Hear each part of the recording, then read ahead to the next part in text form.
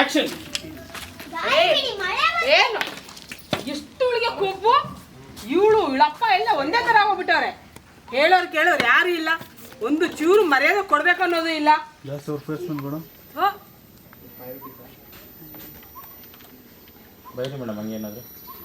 ಆಗ್ಬಿಟ್ರೆ ಹೆಂಗೆ?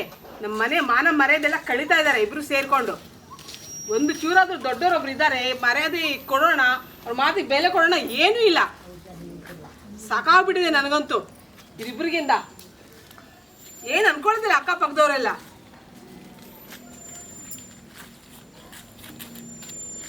ಉಂಡು ಕಲ್ತಾರ ನಿಂತಿದ್ದಾಳೆ ಹಂಗೇನೆ ಅವಳು.